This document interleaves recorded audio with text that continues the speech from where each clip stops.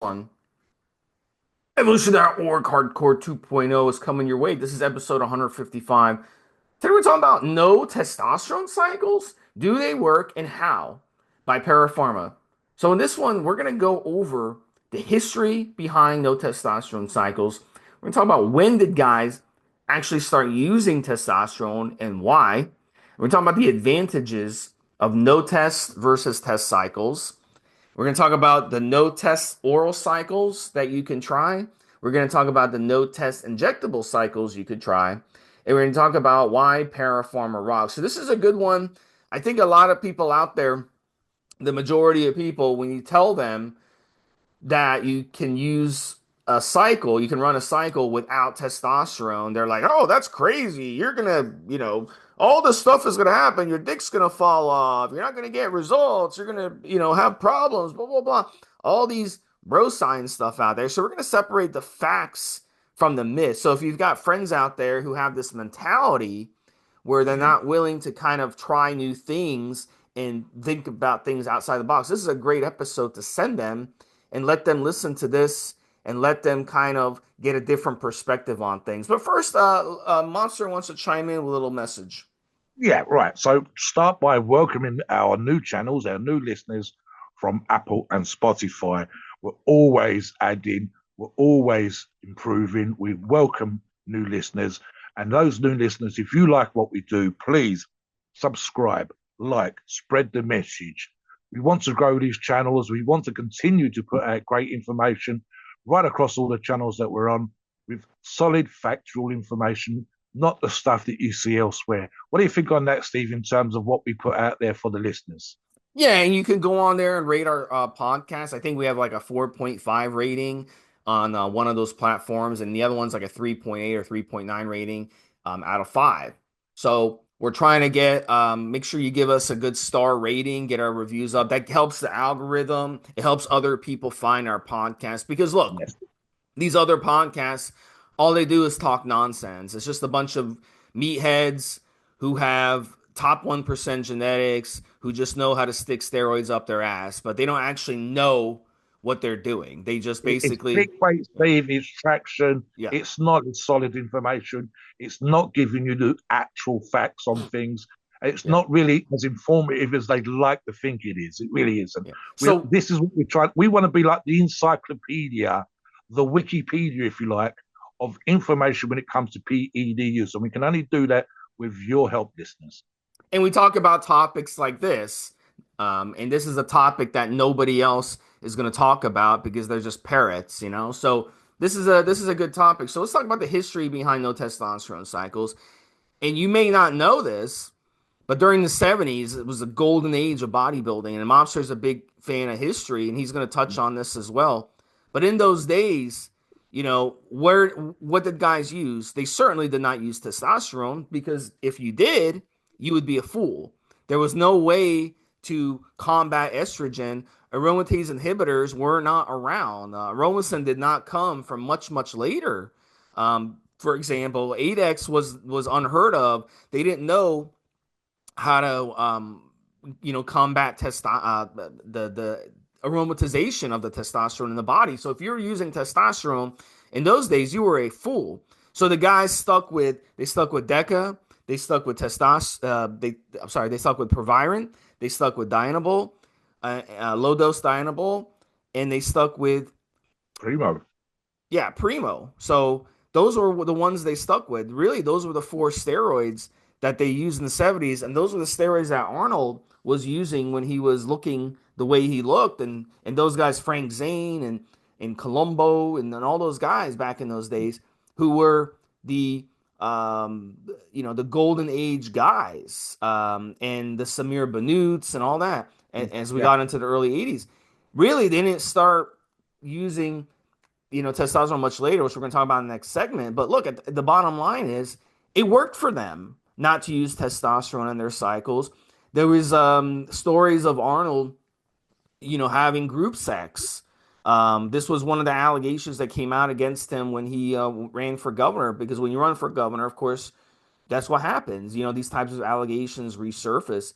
And Mm. what happens is the media loves, sex stories. So it came out that he was having group sex after the gym workouts with men and women Yeah, yeah, above yeah. on the second floor of the gym. They'd have like Yeah, orgies and in the showers of the gym, Steve. Look, yeah. we So could my go into point that is, in another show. if Yeah, my point is before I let you in, Monster, my point is yeah, if not using testosterone, chops your dick off and kills your exactly. libido and kills your erections and all that stuff, then why was Arnold having orgies and these other bodybuilders having orgies like that? It just doesn't make any sense. So we got to get away from the bro science when it comes to this stuff and really Yeah, understand how these compounds work and understand and that all these compounds are derived from male hormones, whether it be dihydrotestosterone, testosterone, yep, androgens, all this other stuff. So when you're using an anabolic steroid, you're still getting those androgenic, those sex hormone effects in the body that go yep, up. Proviron and Primo are DHT derivatives. Dianabol is a testosterone derivative. So DECA is also a testosterone derivative. So you're still getting the anabolic effect and androgenic yeah, effect, DHT yes, effects in the body, which are still going to likely increase your libido, if anything, or allow you to still function and still have sex. It's not like you become sexless when you don't use testosterone in your cycle. So we got to get away from the myths that a lot of people promote when they're trying to tell you that you need testosterone. And then also before I bring you in, Monster, I know you're eager to get in. You got to yeah, remember agendas play a role. Back in the yes, day, especially, I know that guys on the forum who were promoting sources were getting paid a commission for selling gear.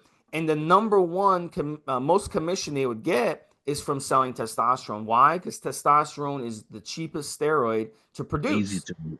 Yeah, So the source really produces the testosterone for like, let's say $5 or $10, right? A vial. And you yep, could yep, sell that vial for 50, 60, $70. You're getting a big margin on that versus something like Primo or something like an oral, which are much more expensive to produce. So you're seeing people start that bro science of, oh my God, I got to promote testosterone, and you've got to scare people into saying, well, you got to have testosterone, or this will happen, or that will happen, and that's, I think, how these rumors start. Mobster, go ahead.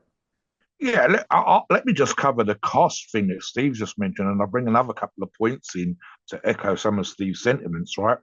So I'm familiar with Muscle Media 2000, back in the day, Bill Phillips magazine, and some of the writers, including John Romano, going on trips to Mexico, to the pharmacia in Mexico, going over the border to see what was happening in the steroid scene, see what the labs were providing.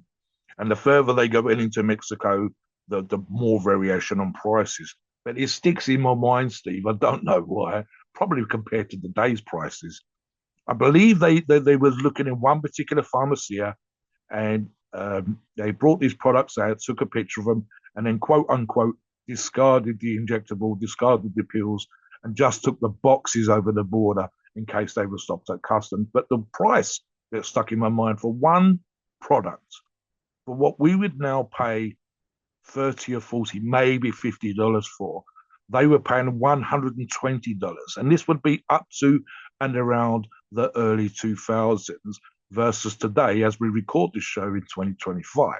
So, just by way of an example, there, you guys, and I've said this on other shows, have never had it so good in real terms. That's the dollar value back in the day, what it would buy you versus the dollar value now, or the pound, or the euro, or whatever, where they were paying $120 in the early 2000s for something you can get for $50 at the most.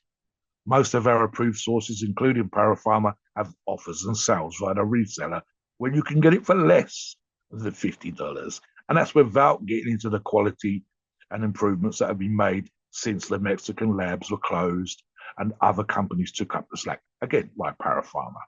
So that's just on that one. In terms of, and this is just where people's logic seems to go out the window, Steve. You can argue about the muscularity of people since quote unquote the golden age, i.e., the 70s. Arnold's impact on the sport is actually monumental, but is his arguably the best physique of all time. You can pick. You can talk about Robbie Robinson, Frank Zane, Dave Draper. You can have your pick. And you could even argue that perhaps if they had better access to the range of products that we have now, would their physiques be different? Would their physiques be more enhanced, more vascular, more muscular, more ripped? You and I have done shows on that, and I'll get to one more point in that regard in a minute. So even without those arguments, there are still fans, and I would probably include myself in that particular regard. I have fans of different physiques all the way through those particular decades up to and including today. But there's an argument to be made that one or two physiques were world class then and world class now. And as Steve said, that's based on the most, and I think we named four, Steve, when you mentioned them just now. I believe they had access to 5 products in total. And the biggest advantage they had back in the day, Steve, was that for the most part, and again, there are stories that echo this particular point, there was a doctor, one of several, that was recommended to them in Venice when they were all training together in Gold's Gym, and they were able to go and visit this doctor and have a doctor administer the steroids on a weekly or bi-weekly basis on prescription at that particular time, and obviously keep an eye on and monitor the medical conditions and side effects, etc., that these gentlemen might have. We can argue backwards and forwards, but for the most part, doses were less. So let's just be clear here. World-class physiques using less steroids in volume in terms of actual milligram amounts, with one or two exceptions, and with less access to products full stop. And that includes, as Steve said earlier on, the ancillaries. You and I have done a show, Steve, historically speaking, on the actual history of anabolic steroids. And the very, very, very first steroids were, ironically, just testosterone. But here's the thing, and I'm thinking specifically, and I'm quite happy to be corrected by a listener if I get this wrong, without going back and listening to the show that we did ourselves and my research that I did at the time. The very, very first form of testosterone that might have been used by bodybuilders was in around, and it was probably just for medical reasons, but it was advertised in, of all things, a popular science magazine, was methyl test. And at that particular time, was such a short ester, it had to be injected, and I don't think anybody was doing this, Steve, multiple times per day just to get the anabolic effects of the stuff that we're used to now. In other words, we have much longer esters, short, medium, and longer esters to choose from. Just, again, Para Pharma, you can come and check that out for yourself, versus a product that required multiple injections per day. This is probably the reason why, even if they'd had decent access to it through the doctor, Steve, they wasn't going to be using something that required not just multiple injections per week, not just different stacks like we and I discussed on other shows with the mega stacks certain professional bodybuilders and top athletes might be using, but if you had the choice and the access, multiple pins per day just of that form of testosterone, which is probably why it never got used. And of course, no one was using it, especially in the very early days. And I'm thinking, when the particular advert in question was 1935, and again, guys, you can look that up to double check. This wasn't really something that bodybuilders would look at. As I remember, Steve, the adverts were directed to all sort of what we call TRT now. In other words, just to enhance your manliness and your vitality. And that's the way that they used to word those 1935 ads. But like I said, look, it's a complete and utter logic fail. If these things didn't work, if testosterone based steroid stacks didn't work, then there would be no muscular physiques to speak of until testosterone came to be used as a PED. That's obviously, and I'll use the crude turn of phrase, as we say here in the UK, complete and utter cobblers.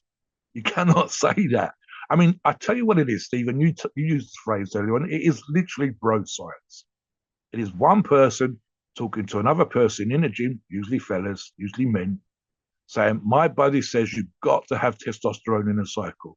And this is the reason he looks the way that he looks. And you see the picture and you see a nice young looking muscular physique. And you go, wow.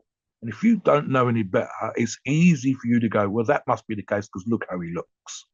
Whereas I can go to my magazines, go all the way back to the 1900s and find you photographs pre-methyl testosterone of muscular looking physiques that predate the actual book that they're or the magazine that they're in from the 1900s, literally 1900 to 1901. Photographs in Sandow's magazine of muscular physique. So the very idea is bullshit. That doesn't mean to say, and of course we do shows on that as well, that you might have a preference for testosterone.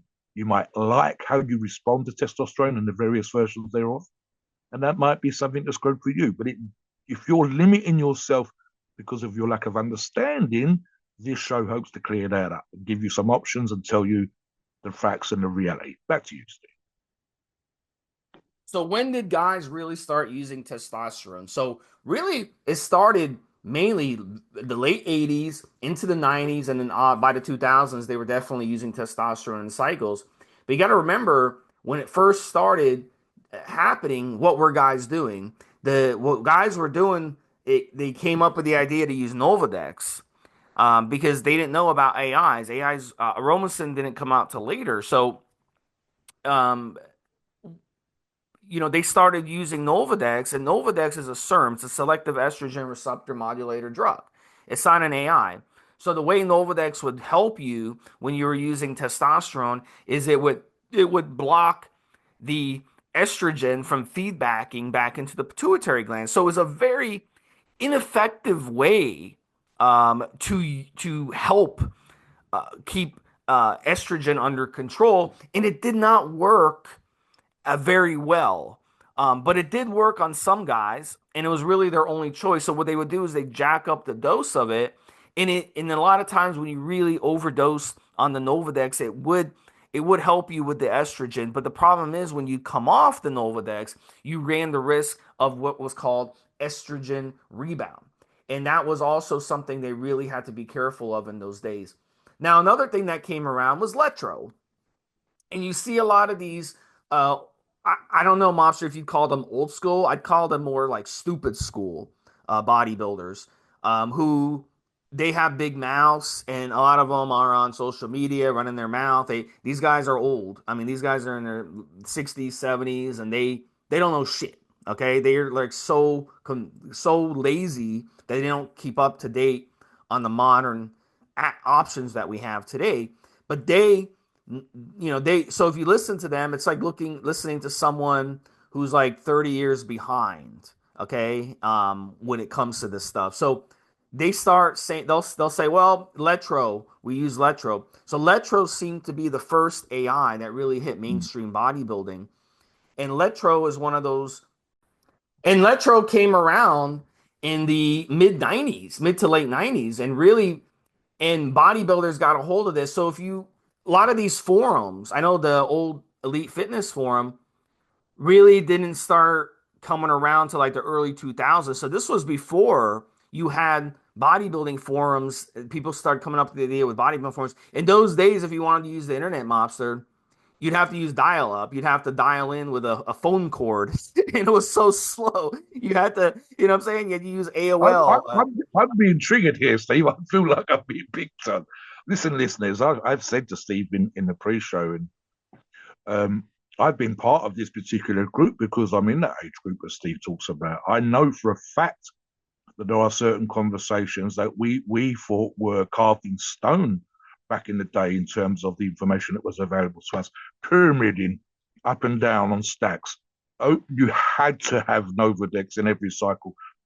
The way that things were discussed at that particular time, and literally that I'm probably from, in terms of my internet access, the 1990s, the early 1990s, and literally I think the modems have got slightly better than the original telephone socket things type, Steve, when you actually put the phone in and whatever else. But yeah, you could still hear the modem working and all that kind of the buzzes and the whistles and the clicks and stuff. And to be fair to those particular guys, it was you were working with the limited amount of information you had and accessibility to certain things. Literally, for example, there would have been some sources in this country, but most of my product, when I very, very first got into it, which would probably be the late 90s from memory, was coming in from Pakistan and Iraq and Iran and so on and so forth. Literally, testosterone enhanced from Pakistan, stuff that was only in vials and all this kind of thing. And if there was any information in book form, I probably got both those particular books here in the UK. Certain books that I want to add to my collection, Stephen, are obscene amounts of money. And ironically, they'll be outdated compared to this show. But I just want them for the historical, looking back at what was available then and so on and so forth. I'm thinking even of Bill Llewellyn's anabolic books, 75, 80, 90 quid. So over $100. And the information that we had in those books is available to you, listener, right now on the internet in seconds. So, yeah, look, we worked with what we had. It's got better. But the idea that you shouldn't, and I just use this last comment here, Steve, and I said this to Steve as well when we paused briefly. Look, there are certain bits of information that I came to the table to do these very shows with Steve, and Steve persuaded me that I was wrong. I said, oh, this is my approach. This is what I think. And he's literally explained to listeners about various aspects of performance enhancement use over the years. Fasting is a good example, Steve, where people have argued with against it and they've been proved incorrect. There are literally studies, certain approaches. What was one of the things I did, and I'll just use this analogy for the listeners now. I would start a stack planned, I would do the plan, I would finish the plan, and it didn't vary. Whereas, of course, what we do now say, but what if something happens in the middle of your cycle? What if you have to stop? What if an illness comes up? What if some major disaster happens? What if the amount that you're using isn't working? What if the product is no good? And so on and so forth. And you go, hang on, why was what I doing before carved in stone? It didn't need to be. Why couldn't I have been flexible? I never needed to, so I didn't have to. But that doesn't mean other listeners might have had to. So my approach has changed, my thought process has changed. And of course, I benefit by doing these shows to give you the information by going back and refreshing my memory and looking at things again, just to make sure that I'm up to date when I do these shows. So again, anybody that says you can only do X or Y, it has to have testosterone, they're wrong. And we're going to talk about 100% not only why they're wrong in that regards, but why they're wrong in other regards, which we'll get to momentarily. Back to you, Steve. Yeah, so the next one was in the 2000s. We see the very tail end of the 90s, and then going into the 2000s, we had Arimidex and Aromasin that came along. And what's odd is that Arimidex actually came after Aromasin, but for some reason in bodybuilding, Aromasin was late to the party. I'm not really sure why. And I think, again, it goes back to in those days, you were dependent, as Mobster said, the same gurus that were figuring this stuff out and pushing this stuff. And I also had to do, I believe, with economics because Arimidex was cheaper than Aromasin. So I think that people stuck with Arimidex longer, too long, because Aromasin is the superior AI. You see on the forums, I'll always recommend people use Aromasin number one. Aromasin is a suicide aromatase inhibitor, so it will permanently disable the estrogen enzyme. So you don't have to worry about estrogen rebound. So that's right off the bat a huge advantage. Also, there's other benefits like boosting of IGF-1 on aromasin that other AIs and other estrogen blockers will not give you. So aromasin is clearly the best one. It's also the most pricey option in a lot of cases. So I think a lot of bodybuilders stuck with 8X, and some of them are still pushing Letro to this day, which is very stupid. And I didn't get a chance to explain why you shouldn't be using Letro because Letro is way too strong of an AI. So what Letro does is it slams your estrogen way too low, and that's not what you want. It's a very harsh AI. So that's not what you want on cycle. It kind of defeats the purpose of using something that aromatizes in testosterone's case. I can think of one example of why maybe the people were sort of holding themselves back, apart from ones that Steve's already mentioned, and that is when it comes to performance enhancement. And again, we talked about this on shows when we debated the history. Most anabolics, most steroids, anabolic and catabolic steroids, were originally designed to treat medical conditions, and performance enhancement was not a subject that was on the table. So sometimes, Steve, and I'm thinking specifically of the aromatase inhibitors, it was because of what they were being used for medically. And it took a while for us to realize that there might be a benefit for us to use when we're using performance enhancement drugs. Just as an example, and this was a silly analogy that's been used a few times, to discuss when it came to why bodybuilders use steroids, etc. And it was along the lines of if I found out that elephant piss was anabolic and would add 5 pounds of muscle, I guarantee you that if I put it, this was a top professional bodybuilder, if I mentioned that elephant piss was that potent and had been proved in studies to be effective, you would find someone somewhere selling elephant piss in the back pages of the bodybuilding magazines. And that's kind of how the more adventurous and investigatory types of quote unquote anabolic researchers would approach. They would go to the medical libraries, they would look at the medical studies, and they would say, oh, X has been proven to be anabolic. Should we be looking at X as a product that bodybuilders can use? So when it comes to aromatase inhibitors, if you look at the original use, potency, arguable side effects, and as Steve said, specifically cost, I can see, and also it's just silly little things sometimes, seems like accessibility. If only one person in the world can get a certain particular product from a pharmaceutical company under the door without anybody knowing, that product's probably going to sell for thousands of dollars, even if there might be something that's nearly as effective, but a lot more easy to get hold of. So there's probably a degree of that as well. So, of course, what happens is that a lot of big pharmaceutical companies, sorry, a lot of big approved sources, including companies like Para Pharma, have done is they've been able to attract proper chemists, qualified with degrees, university, college educated, etc., pay them decent salaries and bring them in and say, can you make these products similar to what the pharmaceutical company was doing, or identical in most cases, and to a quality that's as good as the pharmaceutical company, and produce it at a price that's good enough for performance enhancement using drug users to use. That's not always the case right at the beginning. That's just economics, straightforward business, good old fashioned history. Obviously, over time, we've seen costs go down on anabolics, including all the testosterones.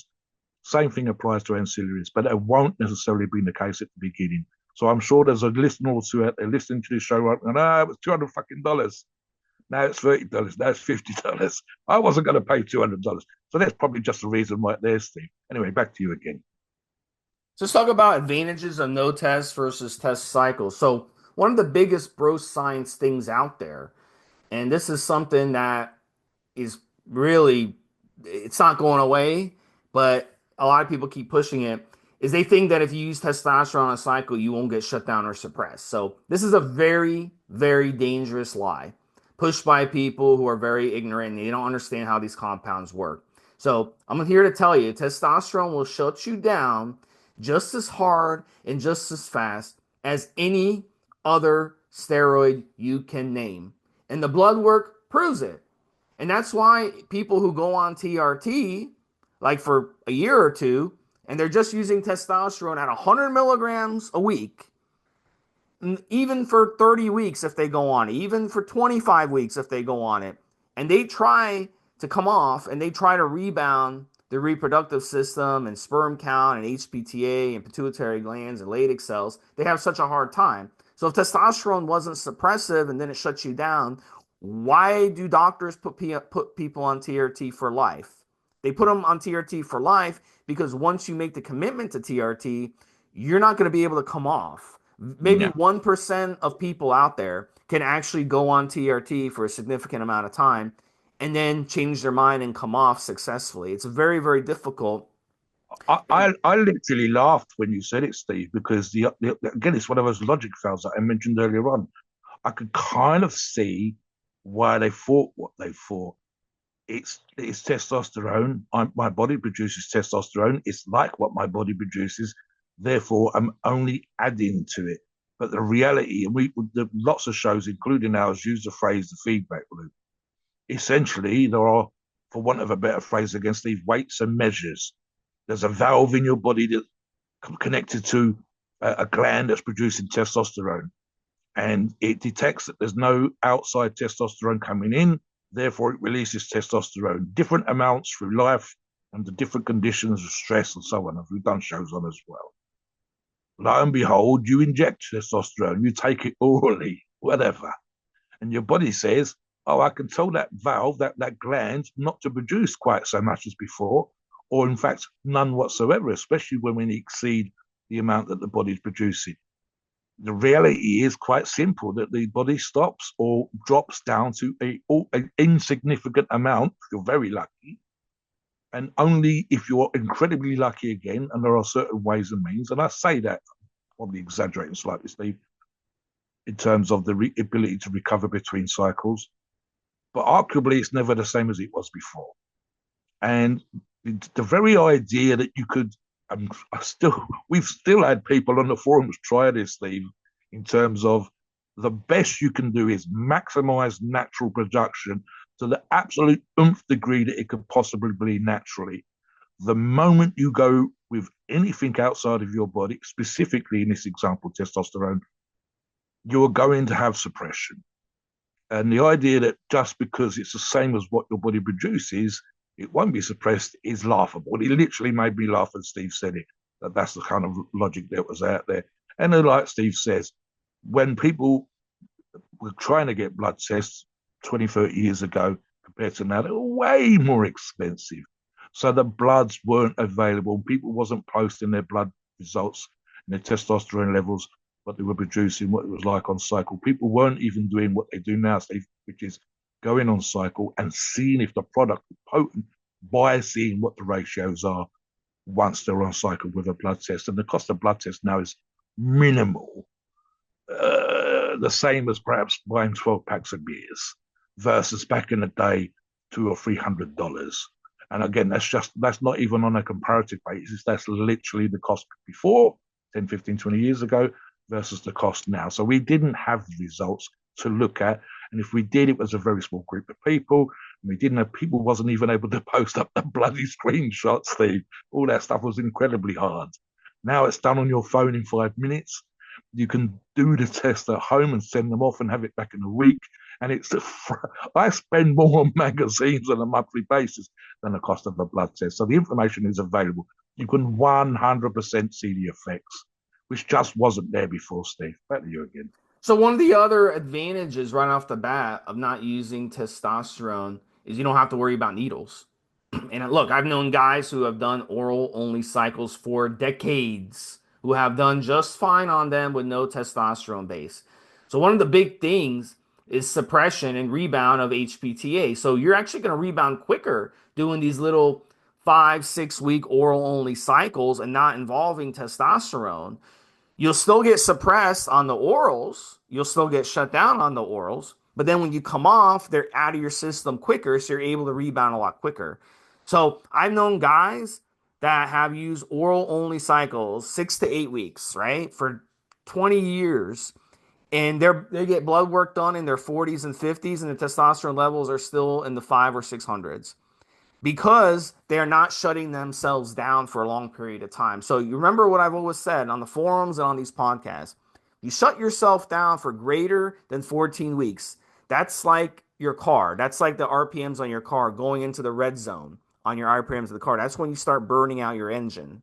And it's the same thing. You start burning out your HPTA. So if you're using testosterone that has an ester attached to it, then that's what's going to happen. You're going to burn out your HPTA over time. Now, of course, you can always use testosterone suspension, but then testosterone suspension is one of those, it's like a pre-workout. You take it before your workouts in and out of your system within hours. But is that something you really want to do? Be taking something, injecting something. So that's the advantage. You don't have to inject. That kind of defeats the purpose of not having to inject. Now, another advantage is that other steroids were developed to be improvements on testosterone. Testosterone was the first, and then from there, chemists and scientists, they sat in a lab and they started playing around with the chemical structure of these male hormones, including DHT and testosterone, and they started creating these other steroids. And they started improving them, and they started making different ones and giving them names and marketing them and getting them FDA approved. DECA, for example, was tweaked to give you less estrogenic and less androgenic side effects, which is why guys in the 70s loved it. And guys in the 80s and 90s who were looking to bulk up loved it as well. So it gives you a lot of the benefits of testosterone, but it allowed them to use something that aromatized at 25% of testosterone where they didn't turn into a bloated fish when they were using it on its own. So you get the benefits, but you don't get the negative side effects. Another one is equipoise, which is also a testosterone derivative. So again, with equipoise, it was originally tweaked for humans. Yeah, it's a vet steroid today, but in those days it was human grade for about 25 years, and it was tweaked to give you the anemia benefits of thicker blood, so you're going to get more endurance. You're going to get those benefits of people who blood dope instead of taking blood out of your body and then putting it back in before your competition or before your race or before you need it. Equipoise provides that to you. It thickens your blood itself. But again, without the androgenic and the estrogen side effects that testosterone has. So it's a milder option. And then with equipoise, you can go jogging on it. It's not going to be like carrying gallons of water. So if you were to run 500 milligrams of testosterone and then try to go jog a 5K, it's going to be torture because it's going to be like you carrying gallons of water when you're running. But if you take 500 milligrams of equipoise and you go running, it's going to be easier because you're going to get the benefits of the higher red blood cell count. You're going to get the benefits of having more endurance and all those other things that give you the advantages of using equipoise, the better lean muscle mass, the greater metabolism, all that good stuff, but without Yep. the side effects of testosterone. So there are advantages of running cycles without testosterone that some To, of you have experimented with, but most of you haven't because you're scared to run a cycle without testosterone, and that's a shame. two examples, Steve. One relates to testosterone and steroid development. We did a show previously where I said I'd gone onto Wikipedia just to see the list, and I believe the list was, and this included steroids that were marketed and also not marketed, and then obviously steroids that came out, and then something else came along that was better for medical use. And the list totaled 121 different. I think it was either 116 or 121 different forms of testosterone that had been created in labs across the world over generations. So that was number one. Number two, and a good example that you and I have used on multiple bases, and ironically, we concluded today, of course, was Turinabol. And I said specifically created to enhance athletic ability. And because of the use of variations and forms of testosterone that have been used up to that particular point in time, I believe we're talking about here the late 70s and early 80s. And I've just to put it crudely again, Steve, there were certain Eastern European and Russian athletes that were being published on the front page of the daily newspapers here in the UK and in America, where you couldn't tell, it's not quite the trans community here, but you couldn't tell what sex this person was. They were being treated, I'll use that word very loosely, by their coaches and doctors and professors in the countries where they live, specifically the communist bloc, with quote unquote vitamins. And they blew the fuck up. And then the testing just grabbed hold of this. People went crazy. Testing got better. And so the labs then create Turinabol to give them similar athletic ability, their ability to throw a javelin or a discus, etc., etc., etc., versus being the size of a fucking house with no AIs and just being given essentially straight forms of testosterone. But let's move on, Steve, and start talking about other products.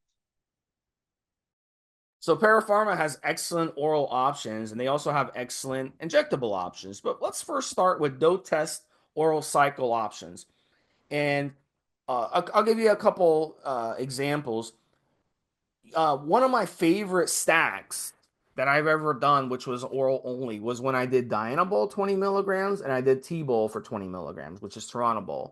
And I did those for 6 weeks. So it works perfectly. It's perfect synergy because D-Bol gives you a little bit of that wetness and that bulking and that appetite. And then T-Bol gives you the hardening and it's a mild option. So they kind of yin and yang each other. They're like the opposites. So they're like the twins but the not non-identical twins that are one is a good twin, one is a bad twin. One twin's in jail, one twin is good. It's kind of like that movie that Arnold did with Danny DeVito called Twins. Same thing.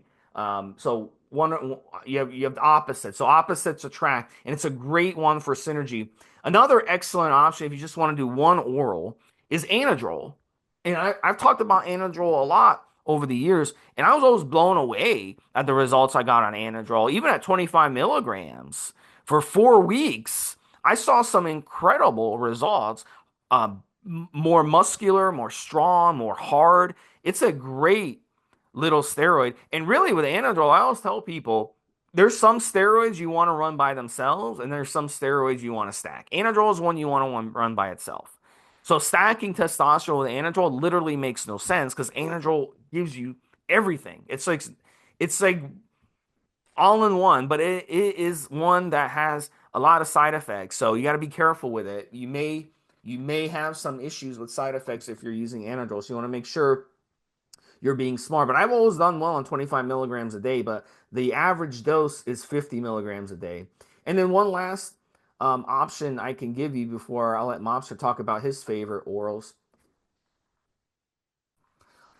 and that is Superdrol. And Superdrol is very, very toxic. So you want to be careful. And I always recommend with Superdrol, you also run it by itself. You never stack Superdrol because it is so strong.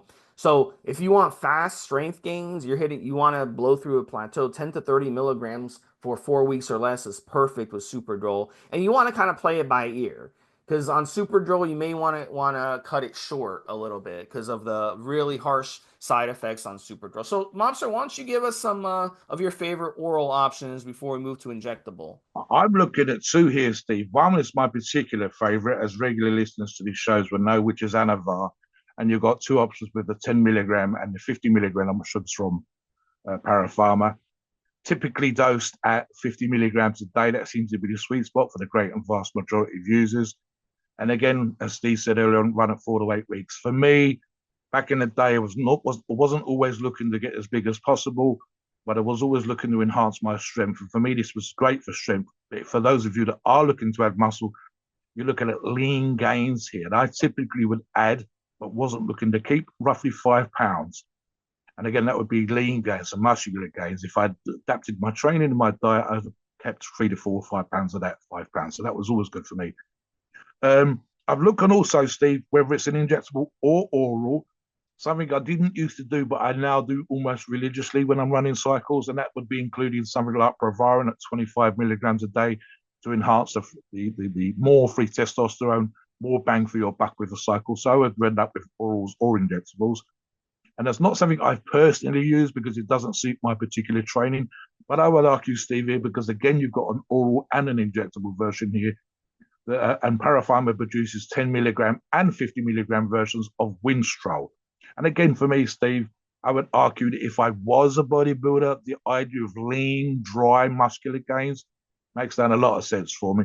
Steve knows I'm a huge fan, and it was my very first cycles of Dynabol. Real straightforward here, Steve. Super easy. Don't need to go crazy on the dosages. And again, you're looking at something like there's a 20 milligram option from Para Pharma. My preference would be for 30 to 50 milligrams a day. 30 actually seems to suit me down to the ground, Steve. So only 210 milligrams a week total. Always used to, especially my first few cycles, bulk up, even at 30 milligrams a day, listeners. I would add 10 pounds on, and I averaged retention of roughly 60%, 6 pounds per cycle for my first three Dynabol cycles. And that's all I did, Steve, I think, for the first 3 or 4 years of using any form of PED. And most of my cycles were one cycle a year. And I think I just crept into 2 cycles a year before I started to look at injectables 4 or 5 years in. So, yeah. And again, breakfast of champions here, guys. You can't go wrong with Dynabol. Just on the Anavar, Steve, again, this is one of those little tips. The biggest issue is going to be pumps for some people, and I have had them with the shin pumps and the lower back pumps. So make sure you get a product that's got plenty of taurine in, and that'll help with those pumps as well. Let's look now, Steve, at the injectable options from Para Pharma and some recommendations from the two of us. Yeah, so I got a couple different options for you. So Equipoise, that's my favorite injectable. And I've run it solo many times, but really stacking it with some Turinabol gives you some amazing endurance benefits. And again, as I said earlier, you're leaving out the testosterone. So this is the cycle. If you, let's say you go vacation or you go move to Colorado. In Colorado, everybody in Colorado, you're a snowboarder, you're a mountain climber, you're a skier, you're something active, hiking, fishing, all these active kayaking. It's a very, very outdoorsy state. Same thing with California or Washington or Oregon or Idaho, any of those states out west, Montana. Obviously you're going to do a lot of outdoor stuff, but let's say even you live out east and you do, you like to go do runs and do triathlons, and you like to do 5Ks and 10Ks. You're just an active person, yoga and all kinds of stuff. This is a great stack, man. This is the ultimate stack for you. If you want to just have an active, you say, fuck it, I'm going to be active in 2025 or 2026. I'm going to spend less time inside at a gym. I want to do all my shit outside. I want to go outside and flip tires. I want to go outside and do monkey bars. I want to go outside and do swimming and just enjoy the outdoors, this year instead of being cooped up in the gym. And a lot of you may go through that. It's almost like a weightlifter's midlife crisis, mobster. And look, I think that's great. I've seen people do that on the forum. I would love to move, to Colorado or California and do that shit, 7 days a week I'd be out there doing that shit. So this is a great stack for you right here. So the way I would run it is I would do 300 milligrams of equipoise, and I would do about 20 or 30 milligrams a day of the Toronto. And that stack them together with no testosterone, because the testosterone is just going to interfere. And you will have amazing endurance. You will have amazing advantages of doing this way, and you'll absolutely love it. And Para Pharma has you covered with excellent equipoise and excellent Toronto. Another one I'll give you before I bring in Mobster. If you wanted to go and do an old school Deca stack and you don't want to use testosterone with it, you want to see how you do on Deca, where it's good, clean, lean muscle mass gains. You don't have to worry about estrogen. You don't have to worry about androgens. You can do You can do the Deca without the testosterone, just like the old school guys of the 70s, and you use Proviron with it. And the Proviron will offset any of those Deca dick or erection concerns of yours. So what you do is you use 300 milligrams a week of Deca, you use 50 milligrams a day of Proviron. That is a perfect way to use Deca, where you can get all the benefits of why DECA was invented in the first place, which was to extract those androgenic and estrogenic side effects in the first place. And so it doesn't make any sense to me when I see people run DECA and then they'll throw a bunch of testosterone on top of it. You're literally defeating the purpose of using DECA in the first place, and why guys used to use it. It's so weird. You might as well just not even use DECA in that situation. Just use testosterone. There's no point in using DECA in this situation. The whole idea of using these steroids is to be improvements over testosterone, and then you're throwing testosterone on top of it. And then you see people on the forum say, oh, I'm not a fan of no test cycles. Okay, I'm not a fan of the Buffalo Bills. I'm not a fan of the New England Patriots. I'm not a fan of the New York Jets. So Yeah. what? Because you're not a fan of it. That What doesn't mean what people works? can't You do don't have. it. Yeah, does it work or doesn't it? That's all that matters, listeners. That you don't need to be a fan. You might have had one bad experience, but that might have come down to how you was using it, the condition you was in, and so on. It makes no sense to talk. I've seen that, and it kind of, again, I'm laughing when I replied, because it makes no sense. Do you need to be some? I don't have to like. Listen, results is what matters. What you do in the gym, how you diet hard, and what you end up seeing in the mirror or on the beach or in photographs is what matters. That's what you're doing this for. If you can negate the side effects and keep your health as much as possible, that's exactly the kind of reason you're listening to this podcast, because that's the stuff that we're putting out there for you. We're not trying to get you super bad condition or use PEDs. And of course, you have the option to choose other things. So look, let me give you an example here, Steve. One is slightly old school in terms of its application, and the other one is going to be something that we see quite a lot in cutting cycles. So one of the things it talks about, which is kind of old school, and we mentioned it earlier on, is, and again, there's a Para Pharma option here, Primo 100, Primo Bowling. And I always say now, for the most part, unless you run Primo very high, and my preference is never going to be very high, very rarely do we talk about that for most users on this show. So I would say probably around 300 milligrams of primobolan and use it as a keeper while you're cutting down, while you're looking to get in shape of all that muscle that you spent all that time building up. If you added 5 pounds of lean muscle tissue, you don't want to lose it when you make a cut. And then combine that, Steve, and there are multiple options, different esterized versions. I'm just looking here, for example, at one esterized version, they do 300 milligram and a 500 milligram option, and that's Masteron. And we say Masteron again because you're cutting down, because we are well aware of two things when it comes to Masteron. One is the hardening effects, that literally that lean muscle tissue you got physically feels harder to the touch. And when you're cutting down, it's one of those things that will help the muscles shine. And you literally kind of get a grainy look to your physique in some users, especially when the body fat gets low. And the other one, again, and I mentioned it with Provaron earlier on, is the freeing up of testosterone. The more free testosterone, the better. And it has that benefit. It works if you're leaner. So the idea of using it to cut down and add primo to retain muscle tissue makes a lot of sense for me. Now I'm going to throw one, and I'm going to throw this back to Steve because he's better at talking about this than I am. But probably arguably, although it obviously has its side effects and it's almost a thing in and of itself, Steve, but probably tren is not what we would call a testosterone. And the effects it can have on the body, especially those people that like tren, can be outstanding. So talk about tren, and again, there are multiple options, both the ACE and the enanthate version, and a tren mix available from Para Pharma. So talk about tren as a thing in and of itself, Yeah. which is not quote unquote a testosterone.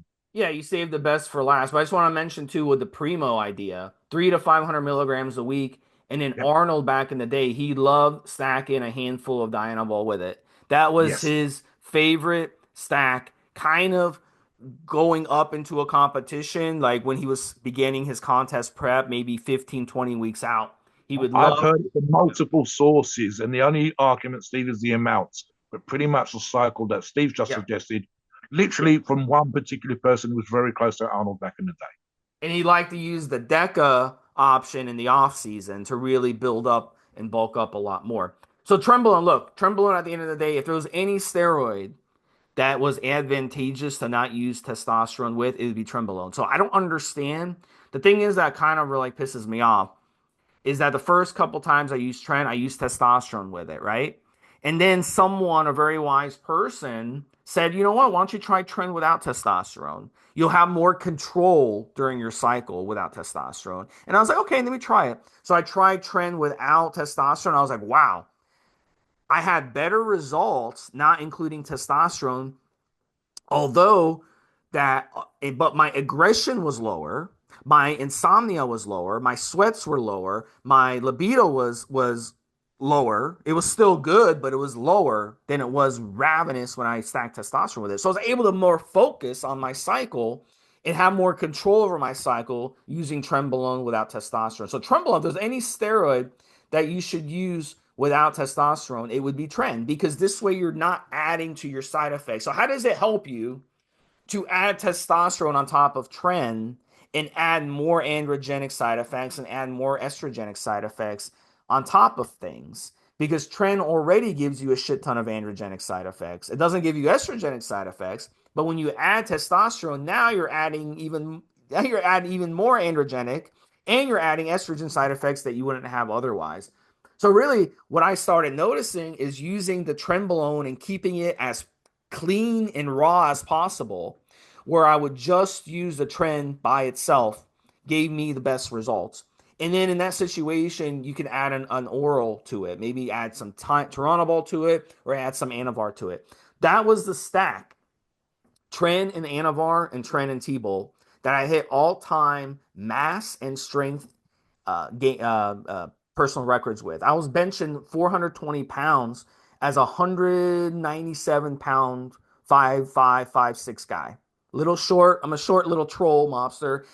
And, I was at about 12 or 13% body fat, and I was Still benching double body 420. weight, Steve. Still Yeah, double body weight. I've more never than done double double body body weight. So it'd be like you, mobster, benching, what, 650? weight.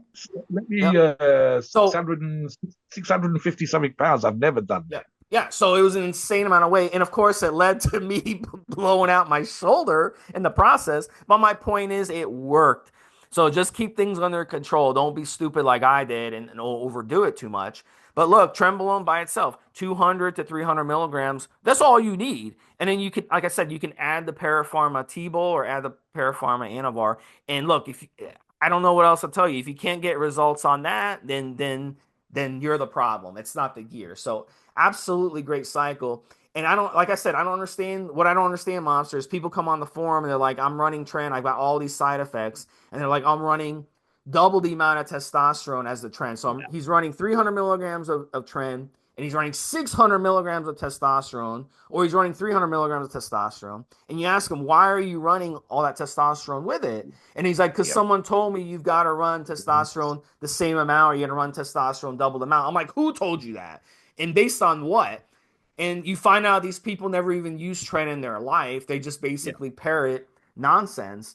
And it's just doesn't make any sense. Show me the scientific evidence that you have to use testosterone with tren, or you have to use it double the amount of tren. This doesn't make any sense. It's just a lack of understanding of how these compounds work. And trenbolone was designed to be given to people, and yes, to people. I said it was Big move, yes. it was human grade originally. Now it's vet Yep. grade, but back then it was human Yep. grade. In dire situations for people who were desperate to get their muscle back and their weight up. So it was Yep. an extremely designed to be an extremely potent steroid. So the Yes. fact that you would even think about using an moderate amount of testosterone with it doesn't make any fucking sense, because that's Even not with the way it trend was side effects, designed. even with trend side effects, the medical conditions that these people were having trend given to them for were worse. So you're talking about when we talked about some forms of testosterone itself. Some people were third degree burn victims. Some people were cancer victims, and the side effects of trend, which are legendary, were less than the side effects of the medical condition that they were under. If they didn't get given this product, they would have lost muscle tissue. They would have been unable to fight the disease or the medical issue, and they would have died. It was as simple as that. So, yeah, look, guys, I mean, some of the conversations when it comes to testosterone, just to finish on that before I talk about parapharma, I've literally, even in recent years, Steve, stood at the counter of my local gym and bless him, I know this particular person. I'm thinking about him as I would say these words, who's arguably a bit of a meathead. And just in his example, and I'll give you one story to finish of using, can't leave the house without having an injection of testosterone to go to the gym and have a workout, in spite of the fact that the ester he's using won't have kicked in. And it's literally the psychological aspect. So, in other words, what he thinks versus what his body's actually doing with whatever the fuck it was he jabbed himself with. And that is sometimes what you're dealing with. People, men especially, don't like to admit they're wrong. They don't like to admit the source of information is wrong, and so on and so forth. So sometimes you have to hold these things up to the light and say that they're wrong, or they're based on misinformation, or literally what my buddy said, and you haven't bothered to check it. And you have greater access to information via these shows, via these podcast listeners, than you've ever had. Just to finish the show, Steve, talk about Para Pharma very quickly. Look, I'm looking at the Para Pharma homepage right now, and this is just the kind of things you need to see when you're looking for an approved source. Right, so they have a supplier check. Literally, who resells Para Pharma products? Is it a legitimate, approved reseller of their product? And if you're not sure, you go to the Para Pharma homepage and you put in the name properly spelled, don't misspell it, properly spelled into the supplier check, and you can find out whether that place is legitimate. You've got their products, the simple fact that they've been in business for 14 years, 45 different products. You can go on and check out updates via the news tab. One of my favorite things, which should be on every single approved seller website, Steve, are lab tests. I'd want to see lab tests. Companies should not be afraid of having their products tested and holding up lab tests by an outside lab, not in-house, and showing you, quite often the name of these labs is well known across the industry, showing you that their products have been tested and not found wanting. It's super, super important that you do stuff like that. It's why we rate and approve companies like Para Pharma, and why we have sponsors for these kind of companies for these shows that allows us to put this information out there for you. Let us know your think on no testosterone cycles. Have you tried them? Is the information we've given you wrong? Please let us know in the comments below.